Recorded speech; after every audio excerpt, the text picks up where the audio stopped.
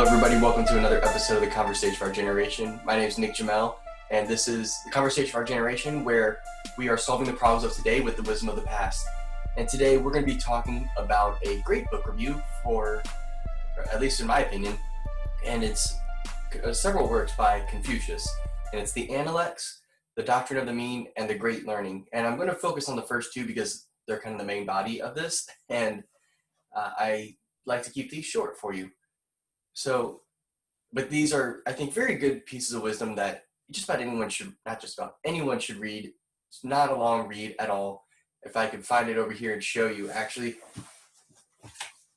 it's a rather short book, despite the fact that, it's kind of three books in one. And so it is definitely something that I read early on as I was kind of getting into the conversation of our generation, trying to not just pull from the wisdom of, kind of the Western culture, but look to other areas to see where there is truth, where there is wisdom, because I think that's important. And also, in part of what I try to do of finding similarities, finding ways to work together, finding that kind of common ground, there's a lot there that is very, very similar to what you would find in Jewish thought, Greek thought. It's really what C.S. Lewis kind of talks about as the Tao, that idea that there is this moral way of being that every culture seems to recognize. And although they're not always perfect at it, they don't, in fact, no one's ever been perfect at it, there are very, very common things among cultures. And I think that that's a great argument in favor of objective morality. And so that's really part of why I do believe in some of the objective truths, objective morality, is that you see all these other cultures, despite what leftists will tell you, having very similar values, despite, being in different parts of the world in different times and not having contact with each other or reading each other's work. And so that's what we're going to dive into today, is those books, why I think they're important. And although I told you a lot about why I think they're important, but I also want to remind you that if you're interested in this, definitely go to the show notes, go to the Conversation of Our Generation website and buy it there through me. That helps me out. It's on Prime right now. The book's only $6.89, it looks like, based on the link I have here. So it's not a bad price at all. And I think there's a lot of wisdom packed in there. And definitely go to @ConofOurGen on Twitter to follow me. I also have the locals now that I'm building out. So as I get that going, I'll let you know, but it's @ConofOurGen there as well if you want to kind of, I'm not sure if you can follow if it's set up fully or not. So as I get that going, I will let you know that as well.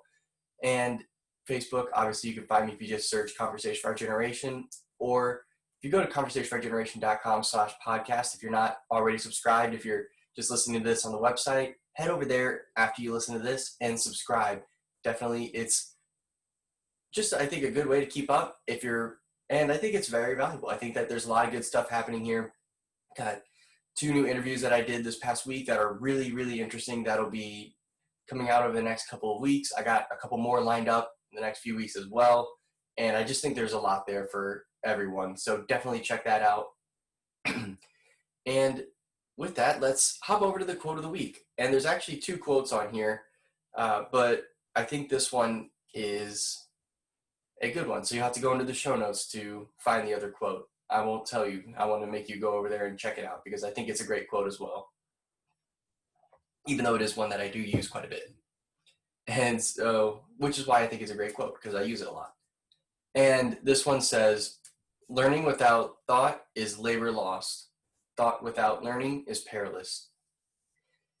And I think that we see these 2 things in action quite a bit in our culture. There's kind of this sense that I think the STEM side of things does a lot of learning and go. Your developers, your engineers, your mathematicians, all these people, I think, do a lot of advancement of technology and learn a lot and create a lot because of that. But there's not a lot of thought behind it as far as moral and ethical thought. We don't ask our ethical questions until after the science has kind of been developed. And then we're like, oh gosh, now we have to ask whether or not this is right to do to people. And it seems like the other side of things is thought without learning is perilous. That's what our academia does. That's what kind of these, Frankfurt School followers, sort of socialist pseudo-intellectuals do, and I would say a lot of conservative think tanks sometimes can do as well, is they think a lot, and they may learn facts that, support their narrative, but there's not this broad sense of gaining knowledge, gaining wisdom, trying to find a way to fit that together and find the truth of things. Instead, it's find the facts that help me support my thought. And that's also, I think, incredibly unhelpful. And I don't know if that's necessarily what he means by this, but I think that those two pitfalls are very evident in our culture, and I think that that's what this made me think of. So definitely, curious to hear what you think. If you're listening to this, you can comment on the blog. You can, hit me up on Twitter. There's definitely a lot more discussion happening there now, so definitely I recommend you do that as well. But let's dive on in then, because I want to get to it. And so I wanted to review the Doctrine of the Mean and the Analects because I think that they're just full of amazing wisdom. Like I said, Confucius is on par with the greatest Greek philosophers in how he thinks about things and how he explains things. And having now read more of Plato's work, it reads a lot like that. And I think that that's why I was able to just fly through the Symposium and other pieces of Plato's work, was because it kind of had this question and answer conversational feel. And it also makes you feel a little better when these people who are disciples of Socrates, of Confucius, of Jesus, also there's a lot of this in the gospel, when they ask questions and you're like, oh, yeah, okay, good. Because when he said that, I had no clue what he meant. I'm glad that whoever else was there had the same thing, because they'll just make this assertion and you're like, wait, what are they talking about? And then they ask the question, and then it goes through more of the details of why that assertion is true. And I think that that is incredibly helpful on my part, as far as just feeling feeling less stupid. So maybe it's just a pride thing, but it definitely helps me out with understanding as well, which is the important part. And so that, I think, is not only easy to read, but also, like I said, engaging as well. It just, instead of, as much as I love Aristotle and I actually really enjoy the way he writes, it's definitely more engaging in a way to have that back and forth, to have a conversation happening there. And so for the Analects, this is a readable, relatively short discourse overall, but it still makes up a bulk of the book I just showed you. And it's a discourse on morality, propriety, virtue, how to live in a society. I mean, it's a lot like Plato's Republic meets the all of that discourse in a way. That's what it reads like. And you also have to recognize too that Confucius was a student of Lao Tzu as well. So he sort of is Plato is to Socrates as Confucius was to Lao Tzu. And so that's another thing that you have to recognize, is there's this sort of more mystical way and kind of ethereal way that Lao Tzu talks sometimes, not always, but I guess he's more like Aristotle is to Plato, because he sort of seems to make the ideas that Lao Tzu puts out there much more concrete and categorizable, and much more categorized. And I think that that's helpful for us Westerners, because when I read the Tao Te Ching, I'm a little lost, because we don't really think that way generally. It's sort of is this Eastern way of conveying wisdom, which is great. And I think it brings out a lot of beauty and a lot of difference. And it makes me want to look into some of the Eastern rites of the Catholic Church more. But I don't think it necessarily is the way that we are accustomed to learning things. And so the Analects, though, does delve into a range of topics, and each one is really focused on kind of making people better, what's the right way to live? What should we do in these situations? And it, like I said, it has that familiar form of discourse. And so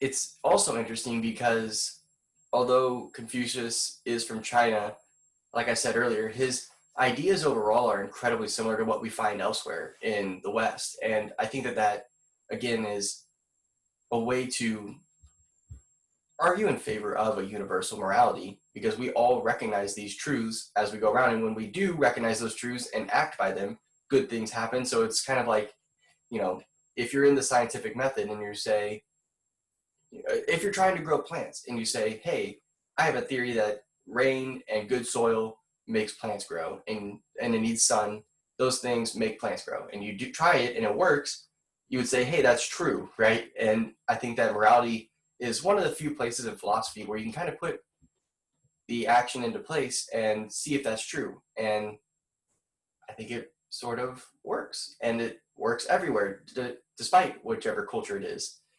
And I think that these ideas give a unique perspective because it is a different cultural context. It is a different time and place. And so there's different focal points. There's this sense in here that you'll see that is much more about propriety, about being a good citizen, but also not doing so in this sort of individualist way. It's kind of be part of the group. And you can see that, today between the West and the East, at least China is, and I think Japan even has this too quite a bit. And maybe even the Koreas, that there's this sort of, although South Korea, I think, and Japan have sort of opened up to more Western ideas, but I'm getting off topic there. I think traditionally they've had this more cohesive culture, this, you are a part of China, you're, as much as you are an individual, whereas in Greece, in Rome, there was this sense of the sovereign citizen that has their rights and has the right to not be interfered with and is supposed to aspire to be a good citizen. And so, despite a lot of the similarities, there are some differences, and I think that it's really interesting to compare this to Aristotle's Ethics, or some of Thomas Aquinas's or Augustine's work, and you can kind of see the differences there. And so, regardless, there is tremendous wisdom, I think, for anyone who wants to dive into that. And so, what is the doctrine of the mean then? This is something that I've talked about quite a few times, I think, on here. But the mean is this idea that exists, I think, both in the East and the West, that has a number of expressions, and it's this idea of the Tao, the way, what is the proper way of living a moral and ethical life, and how do you apply that to different given situations. And so different expressions of the doctrine of the mean are, I think, due to the fact that it's hard to pin down. Aristotle in his Ethics, Confucius here, Lao Tzu in the Tao Te Ching, obviously others, many Christian writers have, built upon the foundation that Jesus gave us. Definitely the Jews had a lot to say about this as well. It really just comes down to, how do we act morally and ethically? And I think that it's really interesting to hear his perspective on this. So I definitely recommend that you check it out and see, because it's unique, I think, to the way that we talk about things. It's definitely different than what we find here in the West. And so I think that this is just a great book that really anyone could get a lot of insight out of and learn a lot from. And if you haven't read it and you just know Confucius because he was mentioned in your world history class for like 20 seconds, then I think you really need to dive in and hear what he had to say, because he had a lot of great information. And so with that, thanks for checking out this episode. Definitely subscribe to the podcast if you're not already. And if you're there, leave a good rating and review. That stuff just helps this get out there further. Whatever platform you're on, leave that rating. That helps this podcast grow. And if you aren't subscribed, go to conversationbygeneration.com/podcast and subscribe to anywhere really that podcasts are played, or just whatever podcast player you use, search there and find me. I should be there. And if I'm not, tell me. on Twitter or my contact page, whatever, wherever you can hit me up. And then if you are out there looking to get on other podcasts or have guests, I'm definitely doing more of that. I'm trying to get conversations happening. So let me know if you need a guest or if you want to guest on other people's podcasts, because I'm looking for people. So hit me up on Twitter. My DMs are open. Please, nothing crazy. Or you can hit up my contact page on my blog as well, conversationofourgeneration.com/contact. I was about to say podcast to start. And so lastly, follow me on Twitter @ConofOurGen. You can go to facebook.com/conversationofourgeneration to follow me there. And thank you for listening to this episode of the Conversation of Our Generation and for putting up with me as I just stumbled through all of my places to find me for the last couple minutes. It's definitely Friday. And so let's get the dialogue going.